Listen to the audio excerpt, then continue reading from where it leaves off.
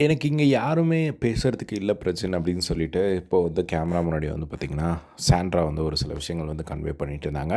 So, அதில வந்து பார்த்தீங்கன்னா, அவங்க வந்து இன்னைக்கு திவ்யா கூட வந்து ஒரு சண்டை நடந்தப்போ வந்து கொஞ்சம் அழுதாங்கல்ல. அந்த ஒரு விஷயத்தெல்லாம் வந்து தயவு செஞ்சு குழந்தைங்க கிட்ட வந்து காட்டாத. ஸோ, நான் அழுகுறத அவங்க கிட்ட காட்டுனேன் அப்படின்னா, அவங்க வந்து கஷ்டப்படுவாங்க. ஸோ, நீ அதனால அத காட்டாத அப்படிங்கிற மாரி வந்து சொல்லிட்டு இருந்தாங்க. எனக்கு தெரியும் இந்த இடத்துல நான் சர்வே பண்ணி தான் ஆகணும் அப்படின்னு சொல்லி எனக்கு தெரியும். நான் கண்டிப்பா சர்வே பண்றேன். நான் கொஞ்ச நேரத்தில ஓகே ஆயிடுவேன் அப்படிங்கிற மாரி வந்து சொல்லிட்டு இருந்தாங்க.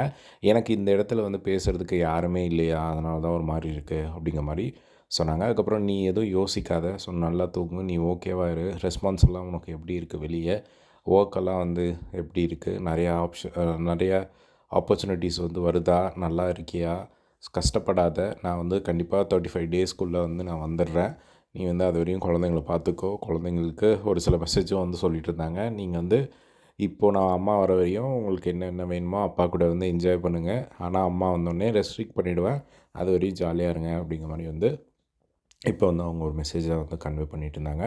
ஸோ சாண்ட்ரா வந்து பார்த்தீங்கன்னா, உண்மையிலேயே வந்து அவங்க புரிஞ்சுக்கவே முடியல அப்படிங்கிற மாரி தான் வந்து இப்போ வரையும் அவங்களோட ட்ரான்ஸ்ஃபர்மேஷன்ஸ் வந்து திடீர்னு திடீர்னு மாறிட்டே இருக்கு. ஸோ வெயிட் பண்ணி வந்து பார்க்கலாம். எனக்கு தெரிஞ்சு அவங்களுக்கு சம்திங் அவங்க ஏதோ ஒரு மைண்டில வச்சுட்டு யோசிச்சுட்டே இருக்காங்கன்னு நெனைக்கிறேன் ரொம்ப. ஸோ அதுதான் வந்து அவங்களோட ஃப்ரஸ்ட்ரேஷன் அந்த வெளியே வரத வந்து பார்க்க முடியுது.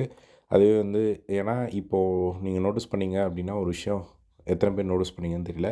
அவங்க எப்போல்லாம் வந்து கேமரா கிட்ட வந்து பேசுகிறாங்களோ, எப்போல்லாம் பிரஜின பத்தி பேசுகிறாங்களோ, அப்போல்லாம் வந்து அந்த ஒரு மூவி ஆப்பர்ச்சுனிட்டீஸ் வந்ததா, வந்ததா, வந்ததா அப்படின்னு சொல்லிட்டே இருக்காங்க. ஸோ அந்த ஒரு விஷயத்துக்காக அவங்க எவ்வளோ ஏங்கிட்டு இருந்திருக்காங்க அப்படிங்கிறது அந்த இடத்துல வந்து கிளியரா வந்து தெரியுது.